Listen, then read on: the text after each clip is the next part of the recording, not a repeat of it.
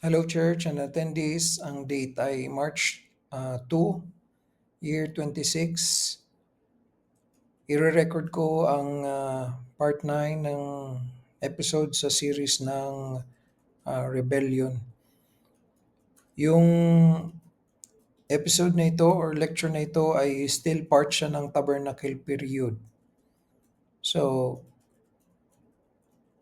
nabanggit ko minsan na ang presentation nito ay biblical theology, so mula Genesis hanggang Revelation. Pero nasa Tabernacle pa lang tayo, magna 9 episodes na po or part na. So, hindi ko po iisa-isahin yung periods na Tabernacle, Temple, Exile, and then New Testament dahil sobrang haba po yun so that makaikot din ako na sa ibang topic. Kung matatandaan ninyo, spiritual gifts, under yan ng pneumatology na pag-aaral, which is under din siya ng theology proper, yung pag-aaral natin tungkol sa Diyos. And ang Holy Spirit ay isang person ng Diyos natin. At itong Rebellion series is under sin or yung study of sin or hamartology. And ang hamartology din is pwede rin siyang ilagay under sa soteriology or yung pag-aaral para maligtas ang tao. So, ang plano ko is yung online na channel na ito, hindi lang nakafocus ng napakahaba sa isang topic. So, pwede yung gawin sa isang formal na pag-aaral like ang CBTS natin. So, ang plano ko po is after matapos itong tabernacle period, may mabubuo ka na kasing lesson diyan, ay mag-i-skip na ako, magja-jump na ako sa New Testament, which is yung church period. Yung spiritual gifts natin is umabot din yun ng 15 episodes, more than 15. So, ito, nasa 9 na tayo. Okay? So, review muna tayo. Kung matatandaan ninyo, pagkatapos ng first 4 episodes, or first, yes, 4, kasi yung chapter 3 ay divided into 2 parts. So, mayroon ng summary agad na makikita ninyo na ang hindi mo pagsunod sa Word of God ay rebellion yon. Sana yung narinig ninyo nung nakarang Sunday, pagbuli-bulayan nyo na agad yun dahil marami talagang nagfo-fall sa rebellion or nagiging matatawag na po agad na rebelde kasi hindi sinusunod ang Word of God. Yan ang authority, yan ang standard ng Diyos, ang basis ng Diyos para ma-identify ang tao kung siya ay rebellious or not. Tingnan natin ang susunod naman na 4 to 8 na parts kasi ito part 9. Pagkatapos po natin mag-pray. Our Father, tulungan mo po ang pagtatalakay na ito. Tulungan niyo po ang inyong lingkod.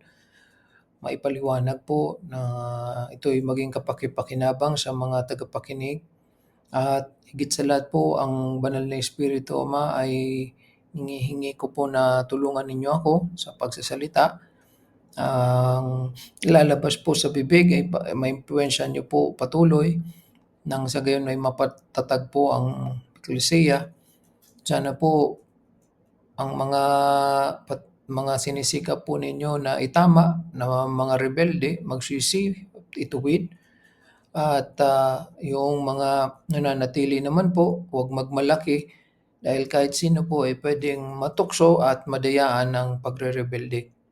Tulad ng marami ng gumawa nito sa mga eklesiya. Pagpalain niyo po patuloy itong gawain ito sa ngalan ni Jesus. Amen. Okay, review ng parts 4 hanggang 8. Makikita natin doon na God showed love to His people, the congregation of Israel. Paano? Paano niya pinakita yung pag-ibig niya? Sa pamamagitan ng pagbibigay niya lagi ng warning laban sa rebellion. Sa pamamagitan, hindi direct yung warning ni God, kundi meron siyang instrument, at ang instrument na yun ay ang kanyang men of God or sa different na panahon, man of God. Sino yun? Sa episodes or parts 4 to 8, una, si Moses nag-warn sa kanila sa pagre-rebelde. Pagkatapos ni Moses, si Joshua. Pagkatapos ni Joshua, si Samuel.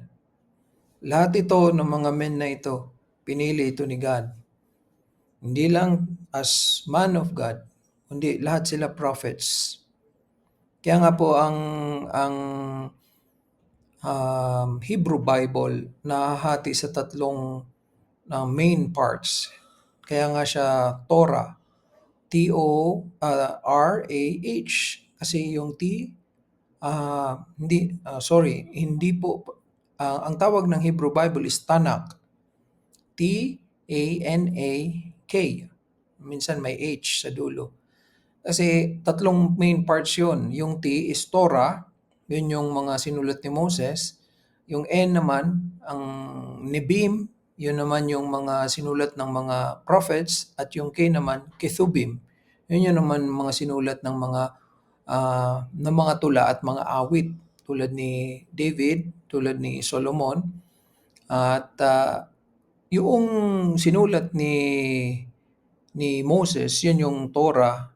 Itong sinulat ni Joshua, nagpo-fall na sa prophet, Nebim, at si Samuel din, Nebim din. So talagang mga messengers po ito or prophets ng Panginoon in the Old Testament. Direct silang nakatanggap ng Word of God and pinasa nila ito sa congregation of Israel. So kaya talagang foreshadow ang Old Testament ng church. Pero ang Old Testament wala pa pong church. Nag-start ang church sa New Testament at ang nag-start ay si Jesus Christ. At makikita yung evidences sa Gospel books. So, ito ang summary ng 4 to 8. Okay? Na ang Panginoon, mahal niya ang kanyang mga piniling tao at ang pag-ibig ng Diyos ay nagsasaway po siya o nagbibigay siya ng mga babala. Bago man lang mangyari ito, kasi gusto niyang ma-preempt sana na maiwasan sana din nung kanyang mga tao yon. Kaya lang, tinutuloy pa rin, kaya imbes blessing, cursing. So, nabigyan ko na kayo ng summary ng 1 to first 4 and then parts 4 to 8. So, para nakakabuild tayo ng theology. Kung tatandaan nyo lang ito, may theology na kayo on rebellion. Mag-ingat. Okay, ang title ng episode or part na ito, part 9, ay The First Rebel King. So ito pong part na ito ay isang application ito ng warning ni Samuel. So continuation ito under ng tabernacle period. Bigyan ko kayo ng isang example dito na yung warning ni Samuel hindi nagtagal, violate ito agad. At ang nag-violate, sa lahat ng magva-violate pa, yung una pang king. Kung matatandaan ninyo, yung warning ni Samuel ay yung covenant ng Panginoon na kahit hindi gusto ng Diyos, kalooban ng Diyos yun. Dahil hiningi ng mga Israelites na magkakaroon din sila ng king, binigay ni God yung gusto, pero may warning ang Panginoon. Wag magre-rebelde ang king at ang mga Israelites sa salita niya. So pag hindi tinupad ito, ang kapalit ay cursing. Kapag tinupad, blessing. So application ito, since application ito, i-apply din natin dito yung abbreviation na isip ulit. So para mag-isip tayo. So isip is I, identity, S is sin, and then another second I is impact, and then P is punishment. Ang text natin ay 1 Samuel 15. Kung matatandaan ninyo yung nakaraan natin na study ni Samuel, ay makikita natin yung warning ni Samuel chapter 12. Okay? So chapter 12, warning, Pagdating sa 15, nangyari na yung judgment ng Diyos sa kanyang unang piniling king para sa Israel. Ano ang content ng chapter 15? Rineject ni God, ni Jehovah, si Saul. Ang Saul ay yung first king. Si Saul na taga tribe of Benjamin. Yung pagpili kay Saul, makikita sa 1 Samuel 9. And then yung pagiging king niya, inanoint na siya as king sa 1 Samuel 10. Binabanggit ko ito so that kayo na lang ang magre-research niyan para ito ay maging concise na online lecture. Okay? So, gagawin nyo rin yung part ninyo sa pag-i-study para makita nyo yung background. Ulitin ko, 1 Samuel 9, nandoon yung pagpili ni God kay Saul. Chapter 10, nandoon yung inanoint na siya na maging king na ng Israel. So, ito ay sa panahon na ang kalaban ng Israel ay ang Philistines. So, during the era, Israel versus the Philistine. At war ang Israel nito. Ang location syempre is Israel, lalo na doon sa battlefield nila. Sa Gilgal, ang camp ng first king sa Gilgal. After noon, sa Jerusalem na, sa Judah, kay David na yon. Pero nung kay Saul, nasa Gilgal. Kasi nga taga Benjamin itong si Saul. So, ang background, nabanggit ko na. So, makikita niyo sa chapter 9 kung paano siya, ano ang itsura ni Saul according doon sa first few verses of all the Hebrew men sa panahon niya. Sa lahat ng mga kabataan, siya ang pinakamatangkad, pinakagwapo, archer siya, kasi yun ang tribe of Benjamin. So, siya ang pinili ng Panginoon. Okay? At so, pupunta na tayo ngayon. Iskipan ko na yung first ay, yung sa isip. Kasi alam nyo na ang rebel ngayon na na-identify is Saul. Si King Saul na taga Benjamin tribe.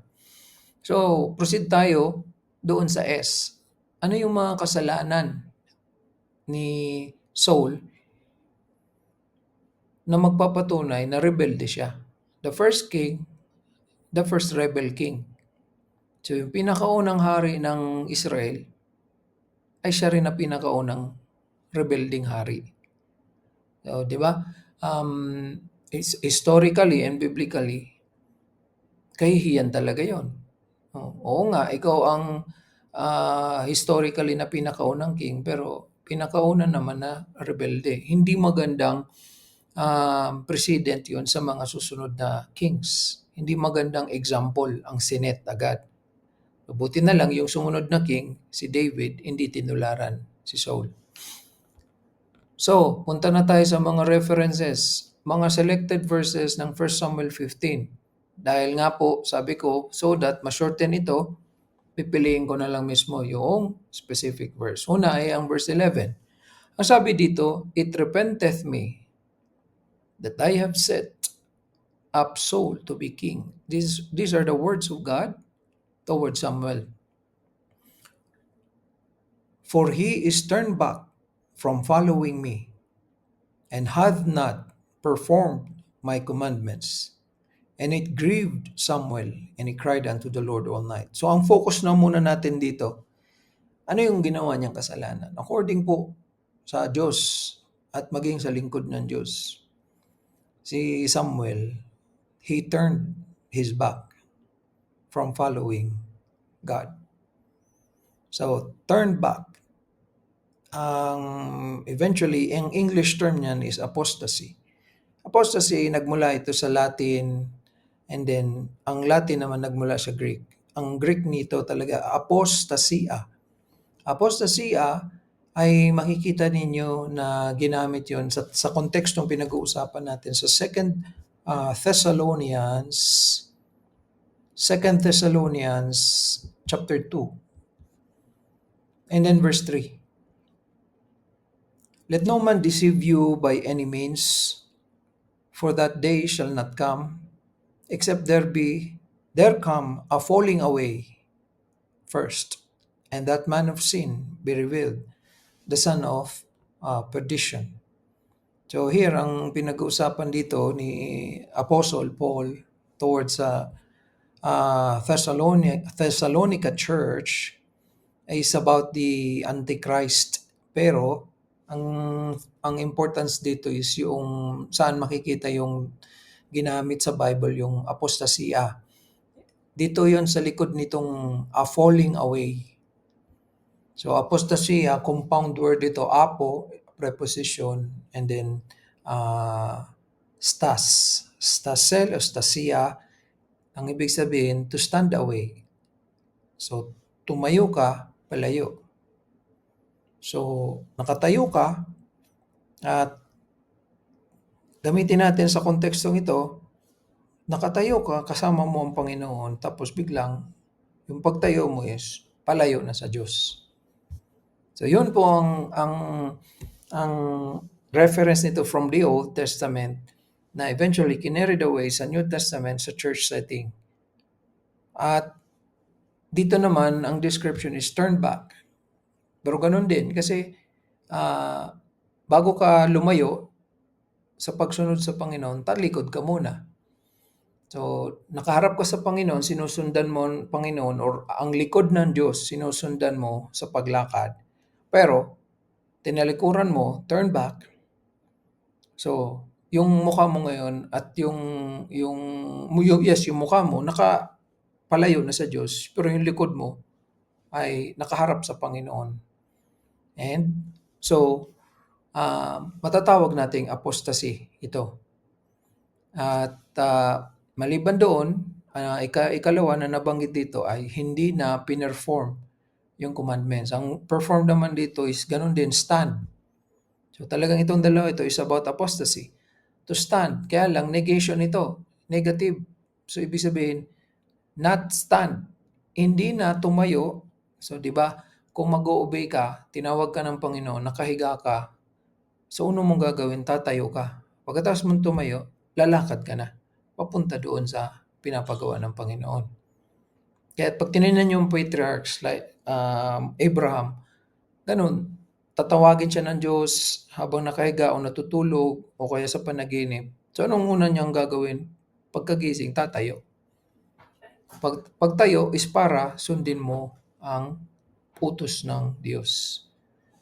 So, itong dalawang ito, tandaan ninyo ito ay mga action verbs na isinulat ng writer in perfect tense. Ang ibig sabihin nito, kompleto na itong ginawa. So yung pagtalikod, buo na, hindi partial na pagtalikod. Yung hindi pagtayo sa mga kautusan ng Diyos, buong ginawa ni Saul. Ibig sabihin, hindi partial. Kasi pag partial, nagdadalawang isip pa, may chance pang sumunod sa Panginoon, magbago yung desisyon. So yan ang apostasy. Buo na yung desisyon niya. Kaya kahit sino na magsikap na sawayin, naalala ko yung kinausap ko si Ariel na initially sabi niya, hindi na po ngaya. So nung narinig ko yun, trinay ko po siyang suriin muna. Paano nagsimula? Ano ang ibig mo sabihin ng hindi na po ngaya? And then, sinikap ko siyang mawin ulit sa Panginoon. Maiparealize sa Kanya. Pero pagkatapos ng usapan namin, sa dulo, ang desisyon niya pareho pa rin nung simula. Alam niyo kung bakit ganon? Kasi completed na yung puso niya. Perfect na yon pagtalikod niya. Kaya, minsan, ganun tayo. Gusto nating makausap yung taong tumalikod kasi may paniniwala pa tayo, kaya nagbabaka sakali pa tayo na kung ikaw ang kakausap, baka mabago yung yung faith ng tao. Pero pag perfect na yung pagtalikod sa Diyos, hindi na yun mababago kasi nakumpleto na eh. Kung sa percentage, 100% na. Kung sa pag-charge, fully charged na. So ano pang idadagdag mo? So, may bad news. Ang good news doon, na talagang pinapakita lang ng Panginoon, when you study the Word of God, ang mga nararanasan ngayon sa church period ay hindi na bago.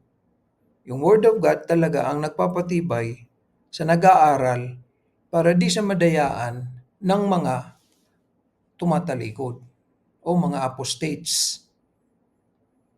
Okay? Naalala ko sa Bulusan noon, nung tumalikod yung isang kabataan na ang pangalan ay Rina May, dahil sa yung tayo ng iba, hindi naman talaga matibay sa Diyos. Parang domino ang effect. Pagtalikod ng isa, tumalikod din yung iba. Kaya yung pagtalikod nung Rina May na yun, madaling nadayaan yung ibang kabataan. Ang pangalan ay Andrea. Okay? So, kaya hindi naman dapat tayo magmalaki, pero hindi rin naman tayo pwedeng magluksa sa pagtalikod ng iba kasi tulad nitong recent lang si Ariel, and then yung previous sa kanya, si Pinky, si Hazel, and then marami pang iba before them, decided na eh. Yun ang sabi ni Ariel sa dulo nung pag-uusap namin. Decided na siya eh. So, may we learn here, pag perfect yung pagtalikod ng isang tao, yung hindi niya pagtayo sa Diyos, sa mga salita ng Diyos, wala ka nang magagawa niyan. Kaya, para hindi masayang yung oras mo, buti pa pala sa simula pa lang, tanungin mo na, ano ba yung desisyon mo? Perfect na yan. 100% ka ba? Natatalikod ka? O, di kung sabihin, oo, okay, sige. Ba't ka pa magtatagal? Si Saul pala, 100% na yun pagtalikod. Kaya pala nasabi ni God ito, pinagsisihan ko na pinili ko pa siya at nilagay ko pa siya bilang hari ninyo. Okay, next reference, jump tayo to verse 22. And Samuel said, ito naman si Samuel, how the Lord has great delight in burnt offerings and sacrifices as in obeying the voice of the Lord. Behold, to obey is better than sacrifice, and to hearken than the fat of rams. Balik tayo ulit sa sa 11. Yung sinasabi niya ditong hindi tinupad, hindi tinayuan ni Saul yung kautusan. Nangyari po ito yung unang pagre-rebelde ni Saul. Ni 9, chapter 9, okay siya yung pinili. Chapter 10, naging king. 11, okay. Chapter 11, okay. Chapter 12, okay. Chapter 13, nandun yung unang incident na hindi niya tinayuan ng kautusan. Nasa gera sila noon. Kinikwento ko na lang po ito to shorten. Nasa gera sila. Ngayon, nagkahiwalay sila ng mga ibang tao niya. Ininlist niya yung mga kalalakihan para maging sundalo, kalaban nila Philistines. Nagkahiwalay sila. So, hiwalay yung grupo ng ibang sundalo, yung anak niya si Jonathan. Ngayon, sa pag-alala niya bilang hari, may usapan sila ni Samuel sa Gilgal. Susunod si Samuel within a week. Hindi dumating si Samuel. Di ba si Samuel, multitasking si Samuel. Priest siya una. And then prophet of God din. Ngayon, hindi dumating si Samuel. Sa pag-aalala ni Saul, gusto niyang mag-offer ng sacrifice kay God. Dahil nga, hiwa-hiwalay sila. So, natatakot din siya sa kanyang kalaban, ng Philistines. Ang ginawa niya, since walang priest, ang ginawa niya, siya yung nag-offer. Ayon sa Torah, ang pwede lang mag-offer ng sacrifice, sabi po ni God, ang pwede lang is yung pinili niyang priest. Siya king siya. So, ganun ang gagawin ng isang rebelde, yung tumalikod na sa Panginoon. Ilalagay niya na sa sarili niyang kagustuhan ang mga bagay-bagay. Hindi na siya magpapasakop sa Diyos. Kasi tumalikod na eh. Okay? So yun ang isang kasalanan. Sa chapter 13 yun. And then, pagdating, so di ba, itong text natin, chapter 15, nabanggit ko na sa 13, mayroong kapalpakan. Pagdating sa 14, meron din siyang ginawa niyan, na kapalpakan. So, yung kapalpakan naman niya ay gumawa rin siya ng sarili niyang vow na hindi naman galing sa Diyos. Yung vow na yon, sabi niya sa mga sundalo niya, wag kayong kakain kahit ano. So, wag kayong kakain, sabi dito sa verse 24 ng chapter 14. And the men of Israel were distressed that day. Bakit? For Saul had adjured the people.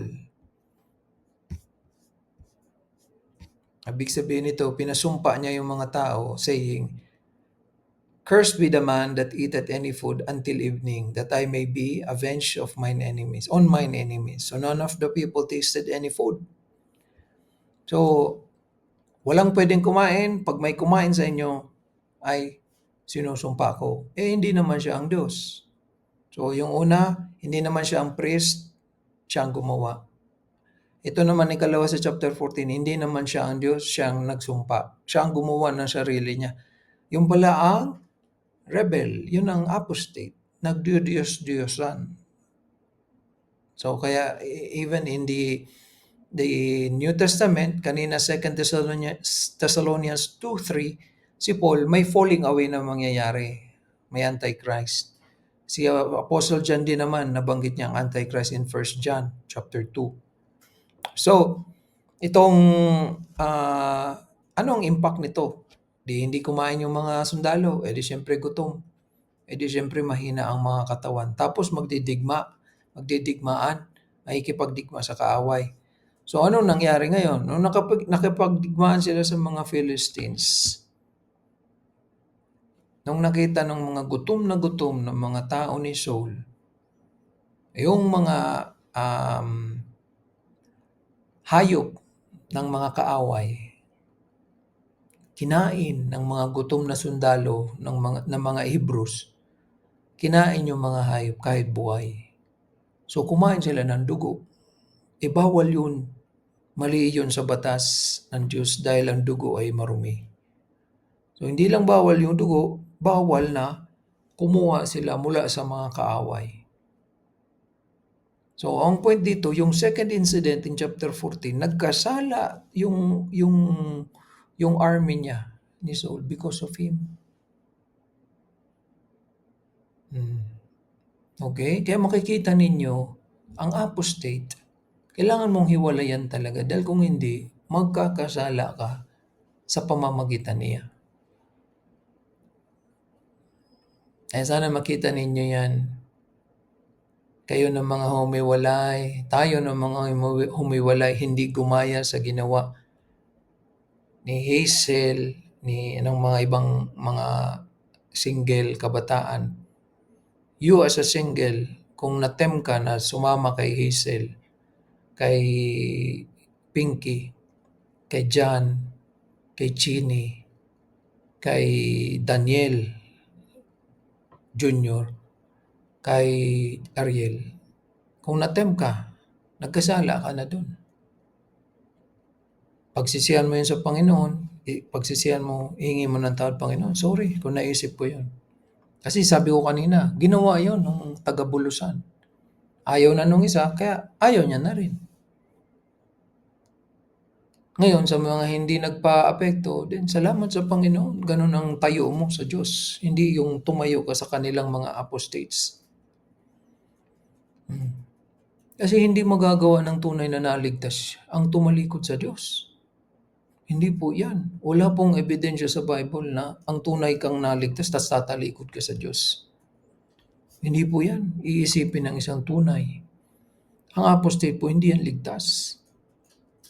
Kaya para iwanan ni Ariel ang salita ng Diyos, ang church ng Diyos, ang spirito ng Diyos, ang lingkod ng Diyos, ang katawan mismo ng Diyos, ang church. Apostate po yan. They turned away. Kaya kilabutan tayo mga kapatid. pinamunuan tayo ng apostate. That is the summary. Sana makita ninyo yun. Sana nananawagan ako sa inyo mga, lalo na ikaw, Brother Randy and Brother Yudel. Labas na dito si Brother Leo, si Brother Josh kasi namumuno sila eh. Pero kayo yun, brother, lalo na Brother Randy. Intindihin natin si Brother Yudel kasi talagang sa katandaan na rin niya. Pero ikaw, Brother Randy, sana ma-realize mo ito, brother, na pinamunuan ka ng isang apostate. Linoko tayo ng isang apostate. Kung ako ilalagay ko ang sarili ko sa iyo, nagsisikap ako na hindi na ito maulit.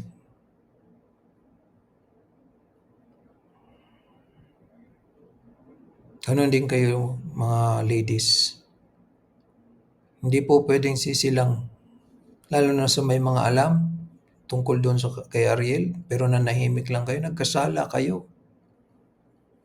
Nabanggit ko ito minsan. Ang church, kailangan lahat nakikialam para kung meron ng kasalanan, hindi na lumaki, hindi na lumala, hindi na tumigas yung puso. Nagkasala ang lahat ng miyembro ng church na meron ng pinapakitang banal na espiritu pero nananahimik, walang ginawa. Kaya ang gift mo, exhortation o hindi, nagkasala yan. Kaya sigurado po ako noon, nangusap ang Panginoon sa akin. Ang banal na espiritu nangusap, kaya binala ko talagang kausapin siya. And kasi yung Sunday na yun, before nun, nakikita ko na yung falling away, pagpalpak talaga ng mga gawain niya.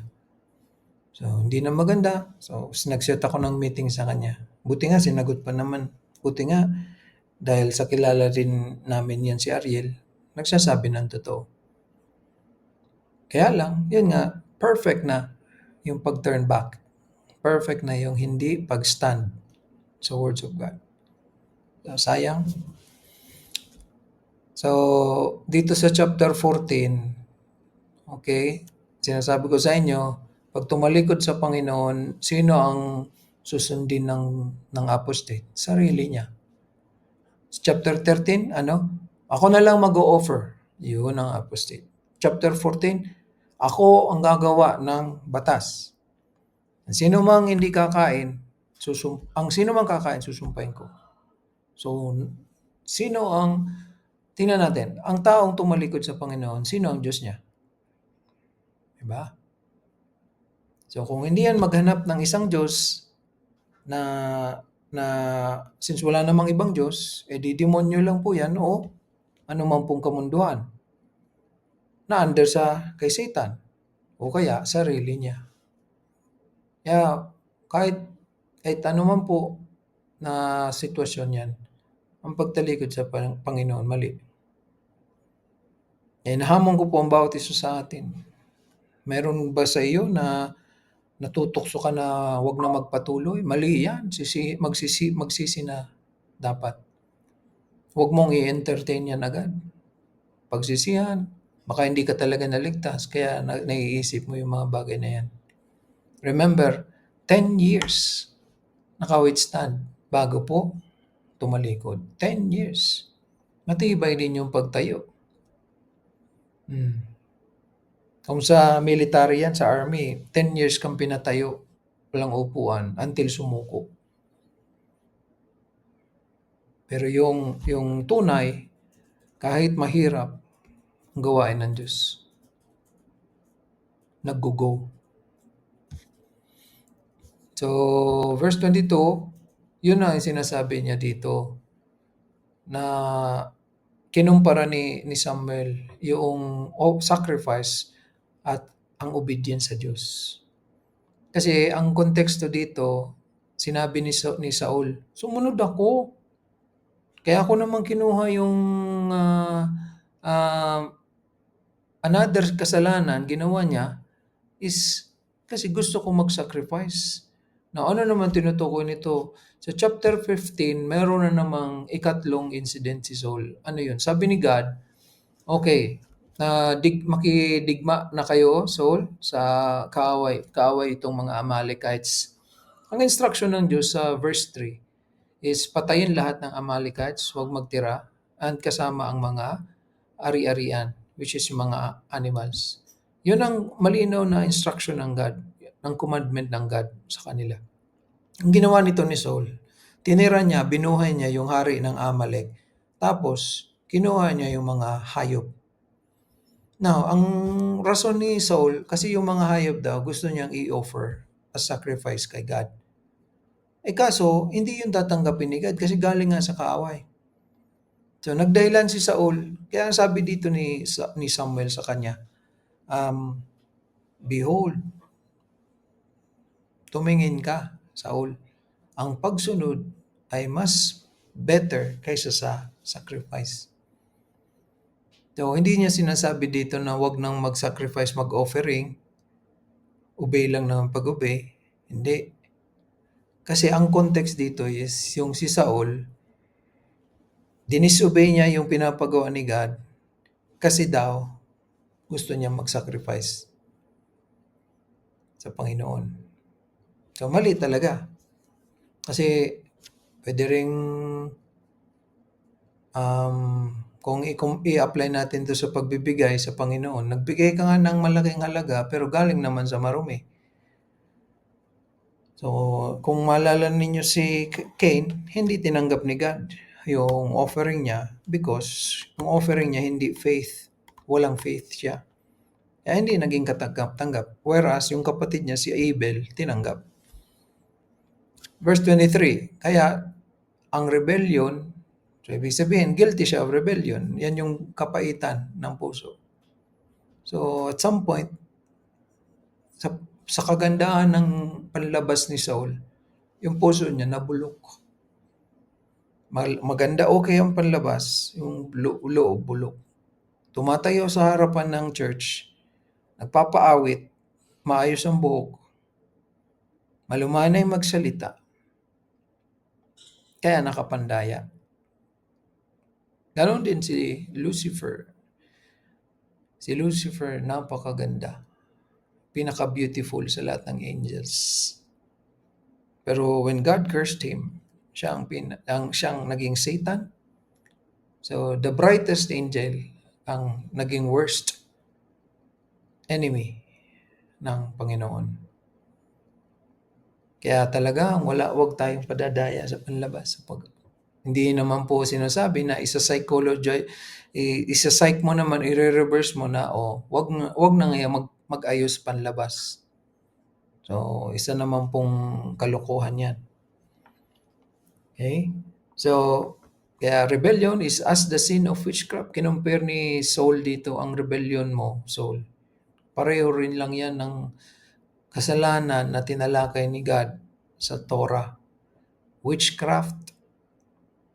Ano ang penalty or consequence ng witchcraft?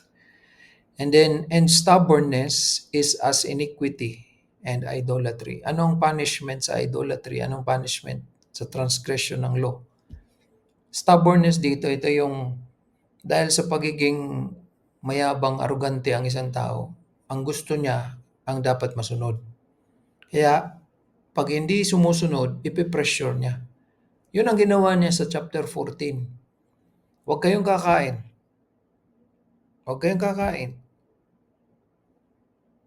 Ang sino mang kumain, susumpain. Syempre, susunod lang yung army. Kaya lang, ginutom mo yung army. Napaka-physical ng trabaho pinapagawa mo.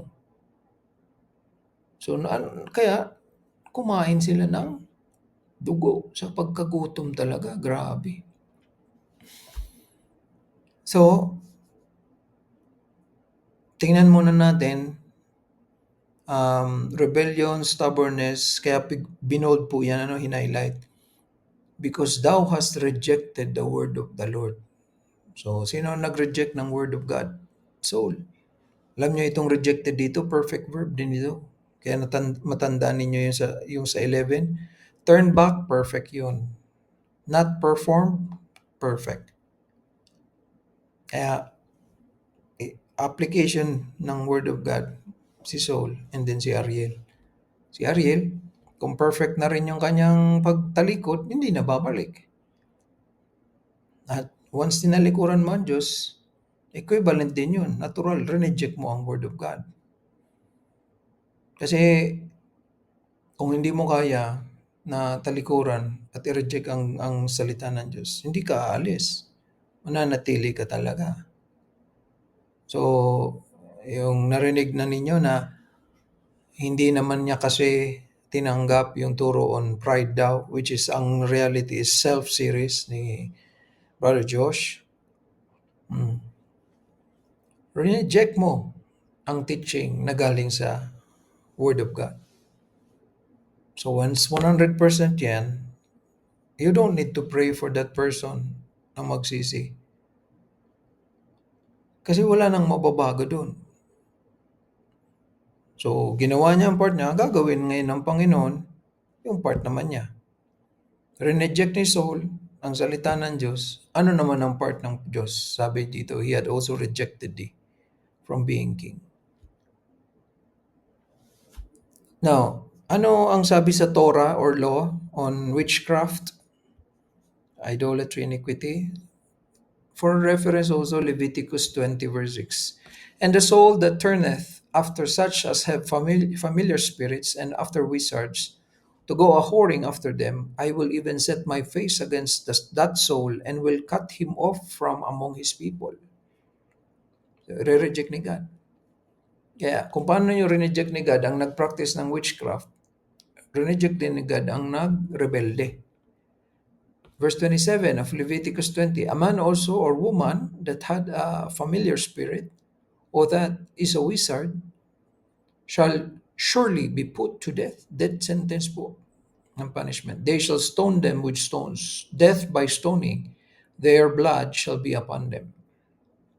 So in summary, letter S ng isip is ano ang kasalanan? The main sin talaga dito, apostasy. And perfect niyang ginawa na ang pagtalikod sa Diyos, kaya natural lang. Hindi na siya susunod sa mga salita ng Diyos. Ang puso niya, bulok na sa kapaitan at mayroong yabang. Kaya ipipilit niya yung gusto niya. Ang gusto niya na sumunod yung iba sa kanya pero ayaw niya sumunod sa Diyos. Ayaw niya sa tama pero gusto niya yung iba sundin siya na mali. So, sundan ninyo. And reneject niya ang salita ng Diyos. So, 5 yan na mga sins na related yan. Lahat yan magkakasama. But the main is, dahil tumalikod sa Panginoon. Punta tayo sa second I, impact. Ano ang impact nung ginawa ni Saul kay God at saka kay Samuel? Ang reference natin, verse 11. Balikan natin yung 11.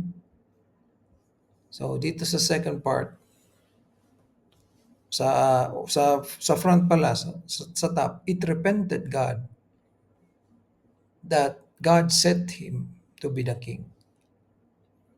May regret sa Diyos ngayon, pinili niya.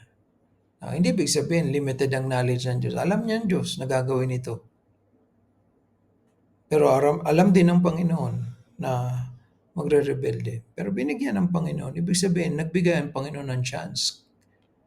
Kasi may chance naman talaga na hindi ito gawin ni Saul. Kasi yung Word of God available eh. Yung covenant ng Panginoon, pinaulit pa ng Panginoon kay Samuel. Narinig ni Saul. Nung simula, nag-obey siya. Eventually, tumalikod siya. We can say na nadala siya ng power niya as a king. Kasi powerful naman talaga siya. Pwede rin nakalimutan niya. So, pag nakakatikim ng success, pwedeng may tendency tumalikod sa Diyos, pwede. Kaya maraming taong na hindi kailangan ng Diyos, namumuhay na practically atheist. Kasi may trabaho, may pamilya, happy, pumapasyal, happy, nagta-travel. Kaya hindi kailangan ng Panginoon. Yan ang maling akala nila ng marami. Kaya mag-Pilipinas, mag-Armenia, ang daming ganyan. Dito na lang sa Armenia, ma-observe mo ang mga tao, hindi naman talaga Christian, hindi naman talaga godly. Napakababaw. Yan yung sinasabing fake believers, fake Christians, pseudo didaskalos, fake disciples. Judas Iscariot is a fake disciple of the Lord Jesus Christ. Pero pinili niya kasi may plan ng Panginoon para ma-fulfill ang Word of God. So, maliban doon, itong una, it repented kay God ito. What about kay Samuel? It grieved Samuel. Ang ibig sabihin nitong grieved dito, grabe yung galit ni Samuel. Talagang, yun ang apostasy ni Saul, yung rebellion niya, ang impact nito sa God at sa man of God, galit, matinding galit. Yung galit ni Samuel, kay Saul, pero si Samuel toward kay God, iyak siya ng iyak. Ang word na grieve dito, ibig sabihin nag-aapoy sa galit. So brethren, ano ang tamang response towards sa isang rebelde? Ano ang biblical response? Tingnan niyo si Samuel, galit na galit. See? Kaya mali po na nakakita ka ng rebelde tapos nag-smile ka pa. Grabe talaga yun. Huwag naman tayo manakit, kasi magkakasala din tayo niyan.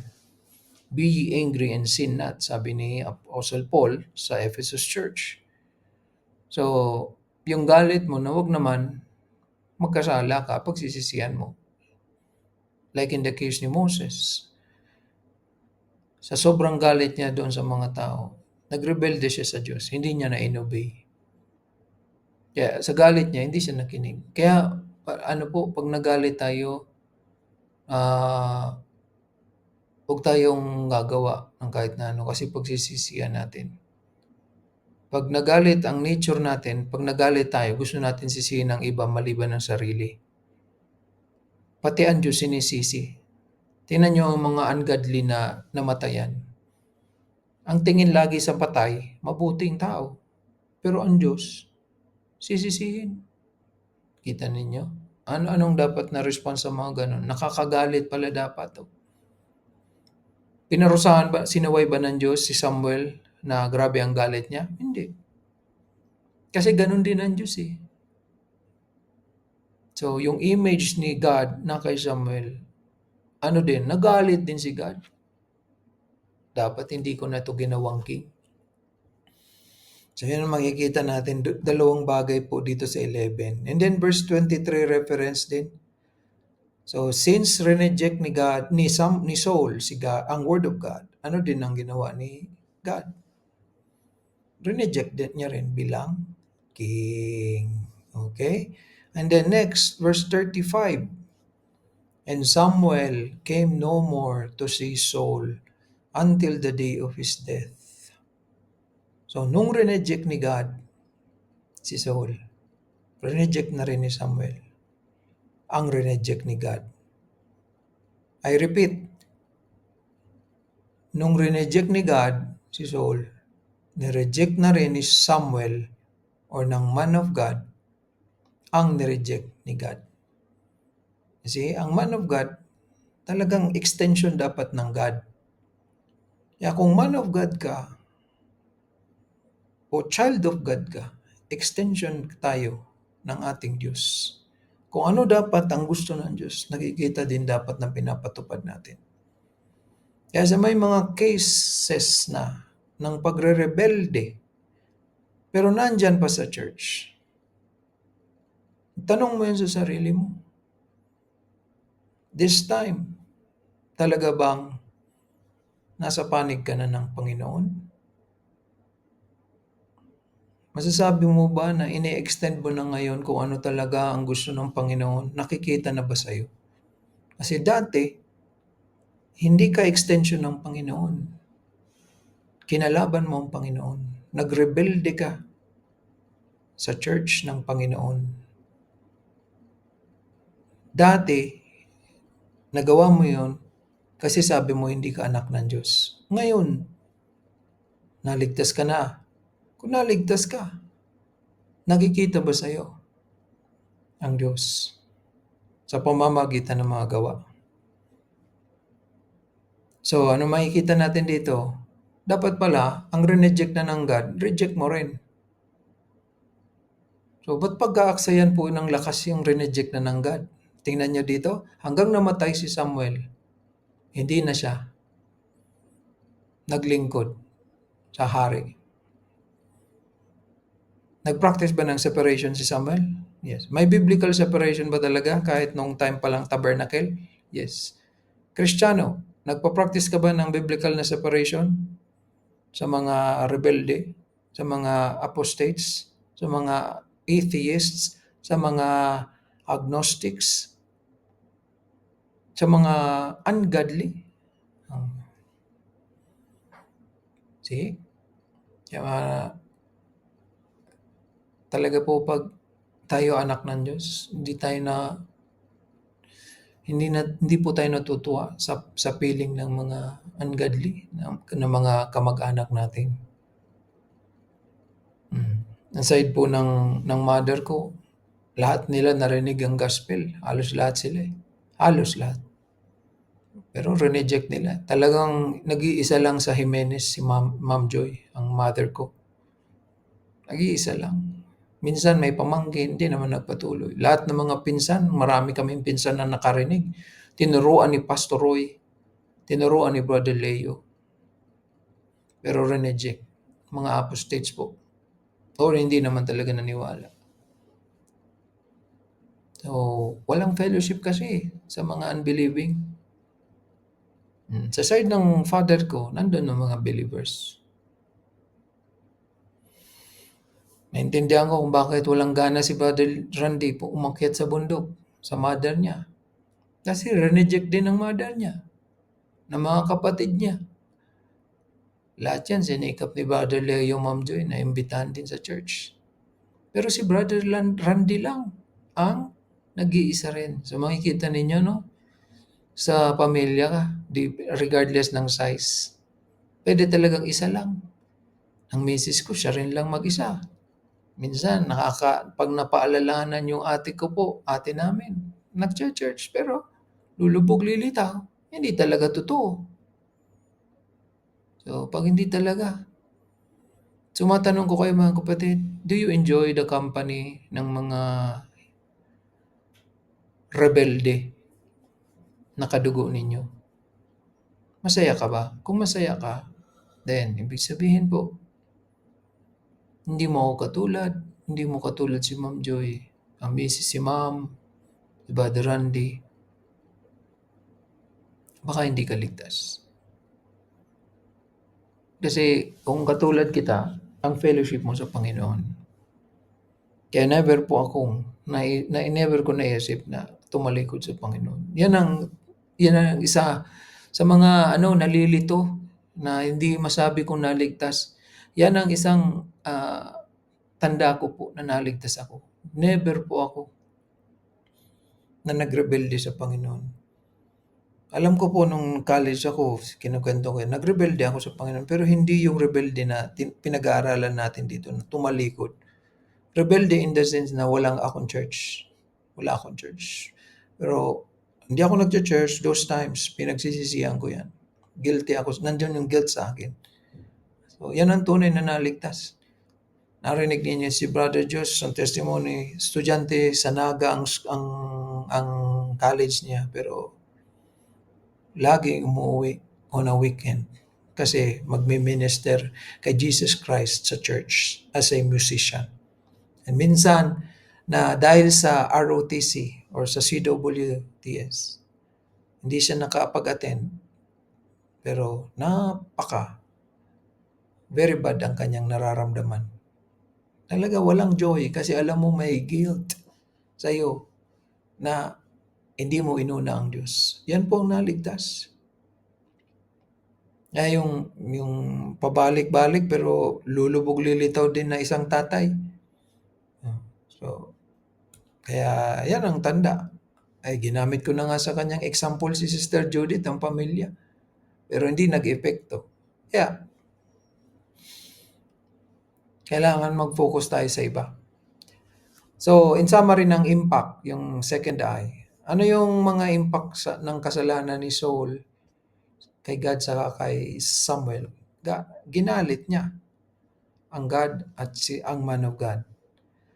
Nagsisi ang God na ginawa siyang king. Reneject siya ni God at ng man of God as king. Humiwalay ang man of God sa kanya. Humiwalay din siyempre ang God sa kanya. And grief. Sino ang ginalit ng sinner, rebel na king? The man of God.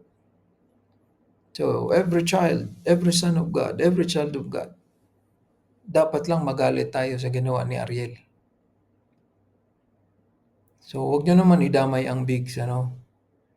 Hindi kasalanan ng Bigs yan. Kaya kung naisip mong kumain sa Bigs, maglugaw. Kaso, kung naka-duty yun doon, ay nasa cashier yun, malalagay ka sa alanganin. So, hanap ka na lang ng iba. Nasa sa iyo yan. Kasi, bawa, nagyaya si Brother DM naman sa grupong lumalabas. Nag-Jollibee pa lang tayo nung nakaraan. Maglugaw naman tayo. Kasi, short na yung budget ko. So, nasa sa inyo na yan. O kaya, saka dinami-dami ng panahon na nagbono si Erica o kaya si Heaven na hindi naman lang narinig ng iba, no? Sabi nga nung isa, nahiya po ngaya ako, yung DOST scholar, yung estudyante, yung pa po ngayon nagpakain sa amin. Ewan ko kung nakita niya yon na pwedeng ginamit yun ng Panginoon na example. Oo nga, dapat kang mahiya kasi hindi mo naisip na mag-treat tulad nung bago. Ikaw ang tanda mo na sa church, hindi mo nagawa yung ginawa nung baguhan sa church. Tama lang, mahiya ka. For the last part, letter P sa isip. So alam na natin ng I, S, and I, and then so yung do not sa P. So yung punishment ni God sa reneject niyang king, makikita natin sa last part ng 1 Samuel, which is 31. Kaya ang 1 Samuel po, ang unang half, kasi 31 chapters yan eh. So ang first half niyan is about kay Samuel and Saul. Ang second half niyan, about na kay David. Nandun pa rin si Saul, pero si Saul, siya na yung nagpe-persecute kay David. So kaya sa first half, okay si Saul, nag-end na hindi okay. Sa second half, siya na yung kalaban. So, idugtong natin. Ano ang kalaban ng Panginoon?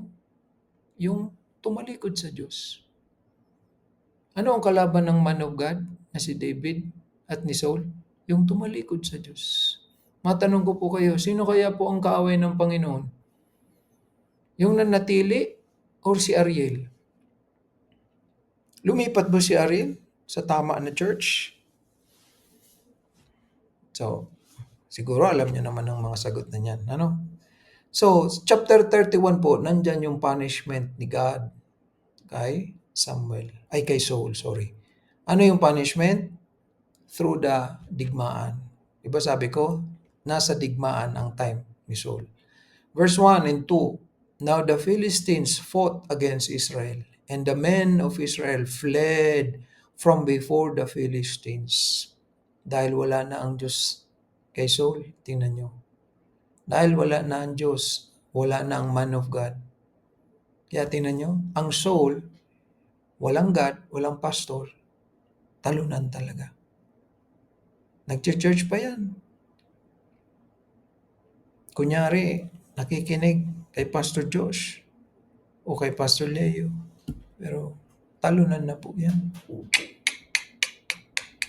Balita ko po doon sa Kay Hazel is mahilig daw mag-TikTok. Talagang kalaswaan na daw ang ginagawa. Oo, talagang rebelde. So, the men of Israel fled from before the Philistines. Natalo. Kita nyo yan. Dahil sa rebelde ang hari, pati yung mga Israelites, naging rebelde rin sa Diyos. Wala na ang pabor ng Diyos. Yung Philistines, walang Diyos na tunay. Sila Israelites mayroon pero talo. And fell down slain in Mount Gilboa. And the Philistines followed hard upon Saul and upon his sons. And the Philistines slew Jonathan and Abinadab and Malchishua, mga anak ni Saul. Verse 3 and 4, and the battle went sore against Saul, and the archers hit him. Tingnan niyo ang irony dito. Ano ang skill ni Saul as a taga-Benjamin? Archery. Ano ang ikinamatay niya? Yung skill. Na magaling siya, doon siya pinahiya ng Diyos. Nakita niyo po yan, mga kapatid. And he was sore wounded of the archers. Then said Saul unto his armor-bearer, draw thy sword and thrust me through therewith. Ayokong mamatay sa kamay ng kaaway. Kaya patayin mo na lang ako. Sabi niya doon sa nagdadala ng kanyang armor. Lest this uncircumcised come and thrust me through and abuse me. Kita niyo, tawag niya doon sa mga kaaway, hindi tuli. Totoo naman, hindi tuli. Ngayon siya as a Hebrew, under sa generation ni Abraham, tuli. Pero spiritually, hindi rin siya tuli. You see? So, ang yabang mo para magsabi sa iba, wala kayong mga blessings, ikaw pala ang mali, una sa lahat. Ano sabi ni Jesus Christ? Bago ka tumingin sa iba, tingnan mo baka ang mata mo mayroong nakaharang dyan na troso. Hindi lang maliit na nakakapuwing. Bago po magturo, sisiguraduhin mo na tinuro mo sa sarili mo yun. Bago ka magsaway sa iba, siguraduhin mo yun. Correct ka doon sa bagay na yun, nasasawayin mo. But his armor-bearer would not. Ayaw nung armor-bearer na sumunod. Wala na talagang pabor ng Diyos. Ayaw na niya na patayin niya yung hari niya. For he was sore afraid. Takot na takot. Therefore, Saul took a sword and fell upon it. Ano ang fate ng rebel king? Suicide. Ngayon, obserbahan ninyo ang mundo. Ang nag-commit ng suicide, especially mga kilalang personalidad, mga artistang laos, nalulong na sa droga, o kung anumang issues, ino-honor ng mundo. Ino-honor, yes. Hindi po i-disclose ang cause of death. Basta i-honor. Pero sa Diyos, ang suicide is disgrace, shame. Talagang katawa-tawa ang mga taga-mundo kasi gagamitin na tumak ang pangalan ni Judas sa mga Pilipino, ginawang paputok. Pero sila mismo, they honor ang taong nag-commit ng suicide. No? Criniticize ba yung yung maraming alam? Si Kim, Kuya Kim? Di ba nag-commit suicide yung anak? Mental health lagi ang gagamitin dahilan. Criniticize ba siya ng ibang mga Kristiyano? Yes, kasi Christian si Kim daw. In-honor ba ni Kim yung suicide na nag-suicide na anak? Yes, in-honor. Pero ano ang tama? Disgrace po yan. Disgrace. Kahit totoong may mental health, disgrace yan. Reject ng Diyos yung nag-suicide. Diba? Si Judas, before nag-commit ng suicide, pumasok si Satan and then lumabas. Iniwan ni Satan, sira na talaga. Kaya nag-suicide na lang. So, verse 8 and 9, and it came to pass on the morrow, when the Philistines came to strip the slain. Ganun ang gera eh. Kung sino man ang nanalo, so para mapakinabangan yung mga suot ng mga patay, kukunin, hubarin po talaga. Kasi magagamit pa yun eh, ng iba. They found Saul and his 3 sons, pati yung mga anak patay. Si Jonathan, best friend ni David, nadamay, patay din. Binuro ng Diyos ang generation ni Saul. And they cut off his head. Normal po ito sa digmaan, pero pinugutan ng ulo. Di ba nakakaya? King of Israel. Hindi lang defeated, hindi lang napatay, pinugutan ng ulo. Inalis pa yung mga damit, yung armor. Stripped of his armor and sent into the land of the Philistines round about. So, pinarada pa po. You see, nagre-rejoice ang mga Philistines. Minamak. Ito yung hari ninyo, ito yung ulo. Inaano pa po yan, dinidisplay pa yan. Kasi yun yung ebidensya na ang nanalo, the Philistines. Pinublish po in the house of their idols. Tingnan nyo, minak talaga. Pero sa Diyos naman, okay lang yan kasi tumalikod na naman na siya sa akin eh. Dapat lang talaga ilagay nyo siya diyan sa mga idols and among the people. So, in summary, isip si Saul, ang first king from tribe of Benjamin. Ang S, apostasy at marami pang iba. Disobedience, pride, rebellion, rejection. Kaya, ano ang impact nito? Di rineject siya ni God at ng man of God. So, humiwalay. Hiwalay yan ng rebelde. Kaya, yan ang yan ang hamon. Yan ang hamon talaga sa pamilyang Roberto. Ano kaya si Erica? Nag-iisa na lang itong anak ni Sister Rose. Lahat rebelde. You see? Yan ang problem minsan ng Kristiyano pag kaharap mo sa church. Mafe-feel mo na kaisa mo.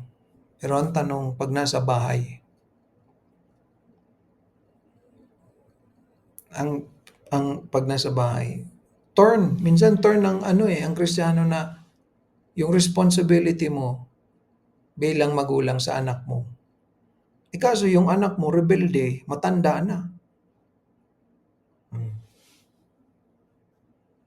So dapat bang tumanggap diyan sa rebelde? So yan ang mga katanungan. Nagalit nga ang Diyos na sinuway ni Saul yung utos niya. Kasi binuhay niya yung king ng Amalek, tapos yung mga hayop ng Amalekites, inuwi niya. Kasi magagandang klase. Tapos nagrason pa siya na iaalay ko ito, Panginoon, sa iyo eh. So, matanong ko kayo, ang Kristiyano, paano yun? Ano ang degree of separation dapat? Kung ang rebelde is kasama mo sa bahay. So, mali ba kung palayasin mo yon? Mali ba na huwag kang tumanggap sa anuman ibigay niyang rebelde?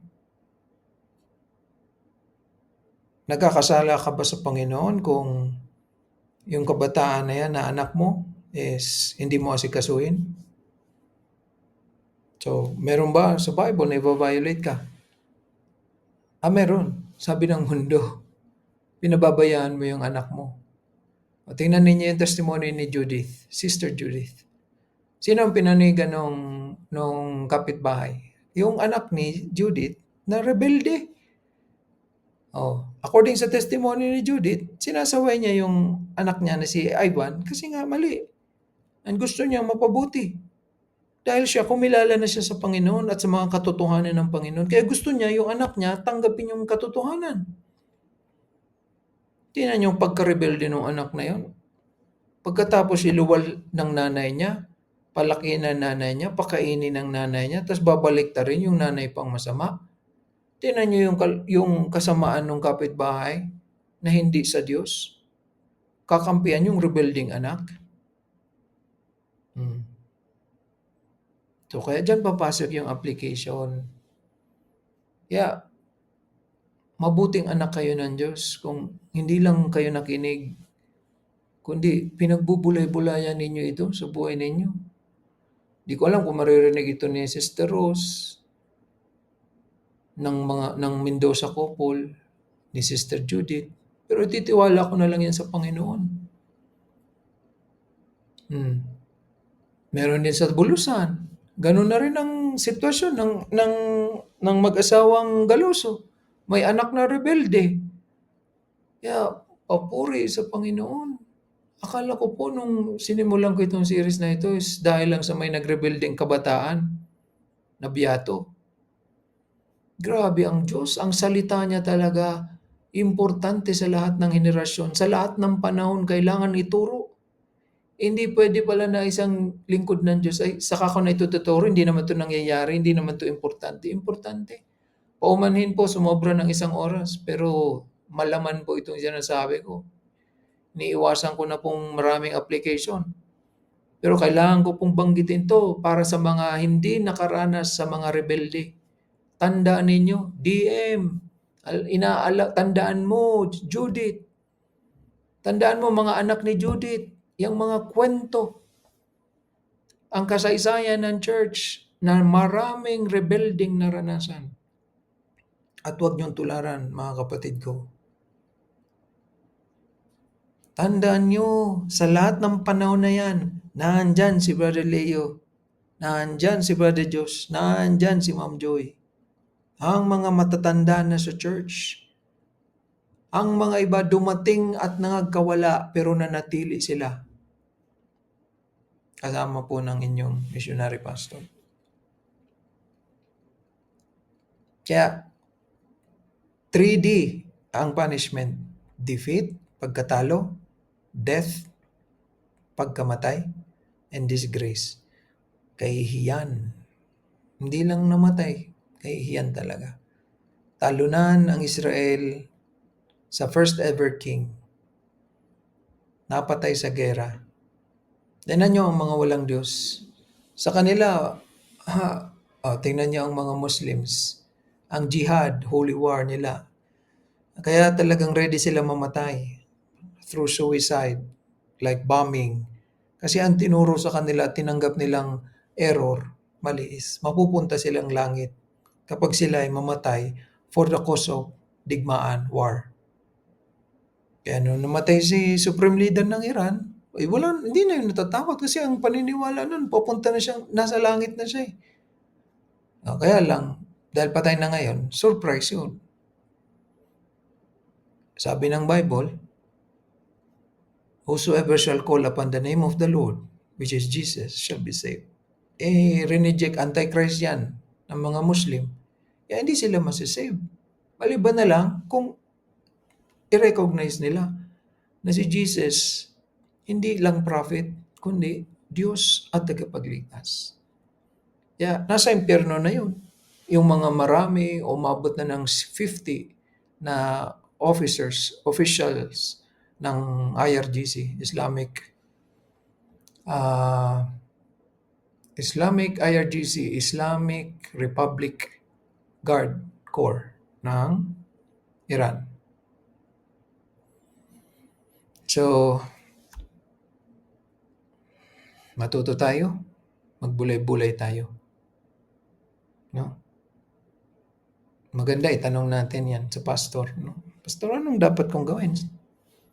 Kasama ko sa pamilya ko yung mga rebelde.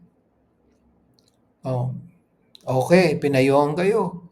Pakita niyo pa rin yung magandang patotoo, alagaan niyo pa rin. "Oh, kumusta po? Ilang taon na?" "Oh, babalik ako ulit dun." Perfect verbs. Nagdesisyon na po na tumalikod 'Pag 100% na po, hindi na yan, wala nang pagbabago. Unless, hindi pa 100%. Para sa assignment, unang assignment para sa dalawang tao, para kay Abigail sa kay Sister Judith, pag-aralan ninyo ang 1 Samuel po ulit. Hindi ko babanggitin, kaya sinadya ko hindi binanggit. Pero ito po ang tuklasin ninyo. Gaano katagal mula nang nagsalita si Samuel bago siya mamatay, matanda na si Samuel, at pinaalala niya yung covenant ng Panginoon. Mula nung narinig yun ni Saul as king, gaano katagal nang eventually siya nag-apostatize o nagrebelde sa Panginoon. So, sasagutin ninyo kung ilang araw o kaya buwan ba o kaya taon. And bakit ganito ang tanong ko? Kasi gusto ko makita kayong dalawa at sana sa lahat din, may apply mo ito sa sarili mo. Like ikaw, Abi, nagbalik loob. Pero sana maging salamin sa'yo yung research mo na ganito pala. So, halimbawa, kung anong sagot mo 1 taon, si Saul, mula nung marinig yung sinabi ni Samuel, tapos tumalikod, pwede pala yun na ako gawin ko rin after a year or less than a year. Ganon din sa'yo, Sister Judith. Ngayon, masigasig ka. Pero sana maging salamin sa'yo kung ano man ang natuklasan mo. Maikli man na panahon o mahabang panahon. Na, ay, anong impact nito sa akin? So pagkatapos nyo malaman yung sagot sa inyo pong dalawa, pagbulay-bulayan ninyo, anong impact nito sa iyo at sa church? Narinig ninyo si Ariel, 10 taon. 10 taon.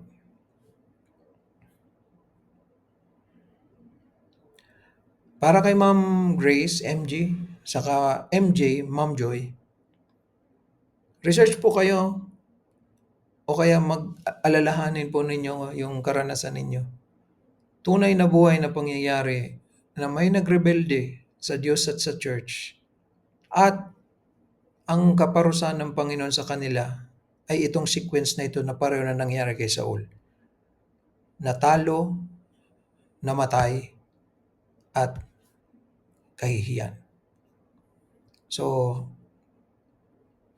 kahit sino po, basta dapat po, itong taong ito ay tumalikod sa Panginoon. So, this could be kasama natin sa church o kaya kung wala kayong maisip, sa ibang church pwede, basta mapatunayan ninyo na talagang naging church person. And talagang defeated, died, disgraced. Hindi lang po namatay, kundi gaano nakakahiya ang kanyang buhay. So this will also help us na number 1 kayo, si MJ, mapaalalahanan. I don't want to end my life na nakakahiya. Na maalala ko ng mga tao at may isip ng tao yung kahihiyan. So, yung story po ito, wag na sa Bible, kundi sa tunay na buhay. Kung may naalala kayo sa church natin, good. Kung wala, research po tayo. Provided true story po sana. Okay, so dito tayo magtapos. Let's pray. Our Father, thank you sa blessings ng word po ninyo. Salamat po sa pagpapakita na talagang ang salita mo ay napakalaga sa lahat ng panahon. Salamat sa pangunguna po na nakikita ko lagi na limitado ang aking alam at kakayahan, pero lagi pong pinaparealize niyo, Panginoon, na kailangan po pala ituro ito. Dahil sa may mga mangyayari sa hinaharap na wala pa po akong alam, pero kailangan itong marinig. Alam ko, Panginoon, tinangka ninyong iparinig ito kay Ariel, pero nauna na, buo na ang desisyon niyang pagtalikod sa iyo. Alam ko, Panginoon, Ikaw ang magpapanagot sa kanya at sa iba pa. Pero sana po, gamitin niyo ito para ang iba, huwag nang tumulad. Magsisi na po agad kung nasa kamalian. Papuri po, Panginoon, sa iyo. Ikaw lang ang karapat-dapat na itaas, paglingkuran, dahil ikaw lamang ang tunay na Diyos. Salamat sa iyong bugtong na anak na si Jesus. Amen.